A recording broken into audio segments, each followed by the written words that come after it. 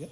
Typically, economic development comes to you and says, hey, we've got a potential user, we like your site, is there an opportunity? The Economic Development Office, the leadership, I think, in this county understands the challenges that Spotsylvania Mall is currently under today. I think we need to all just remember, if we don't already know, that the #1 tax generator in this county for a very long time, and maybe even currently, has been the mall for over 40 years.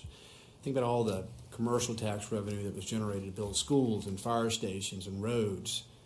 This mall has been a significant contributor to our community.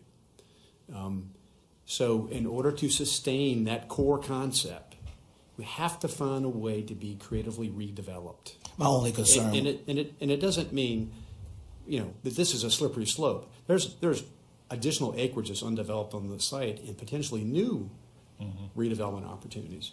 So, and the Cafaro family, I know, is committed to commercial development. That's what they do.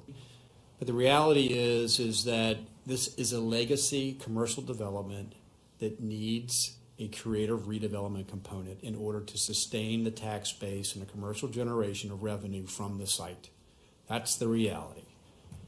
I know it's tough for people to understand at times. Why can't things just be the way they used to be? It's as we have learned through COVID-19, that is just not the reality of life. And this location, this commercial location, this mall was part of my childhood.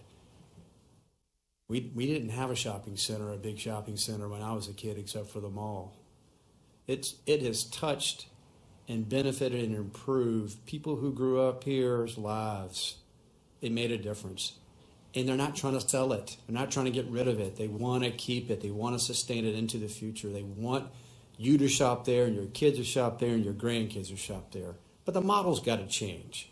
And that's just a reality. And the way it's being changed is not adversely impacting us.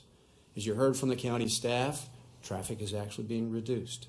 Not significantly, but it is being reduced. It's not being increased. 48,000 square feet of vacant spaces there, pre-COVID. I didn't ask Mr. Cafaro what it is today. Putting those residential rooftops in that location will increase and sustain that tax base and create jobs. When we need service jobs have been the most adversely impacted during this pandemic. We're lucky to live in this community. The average median income in Spotsylvania County is about $89,000 per household. That's pretty darn good. The average in the state is about $47,000. Look what's going on in the city of Fredericksburg with the squeeze on its commercial tax base because of COVID-19 on retail and restaurants. It is struggling. In the area, the retail area and the big boxes are saturated. So saturated across the street, over at Central Park.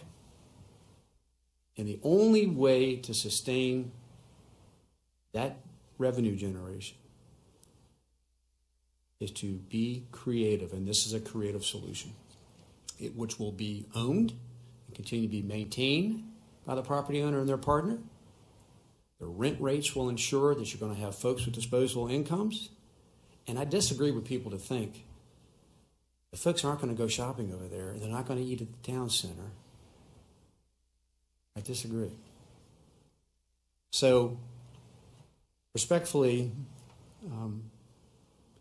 we hear people, we understand it, we appreciate it. Traffic is always an issue. One of the major interchange in our region is right there. Of course it's going to be busy. And you have the 2 largest commercial footprints in the entire region there. People forget that all the infrastructure at the mall was built by the mall. All the improvements on Route 3 intersecting with the mall were built by the mall. So I just want us to understand and appreciate the fact that this is a plan to sustain what has been so important to our community and do so in a way that doesn't adversely impact us.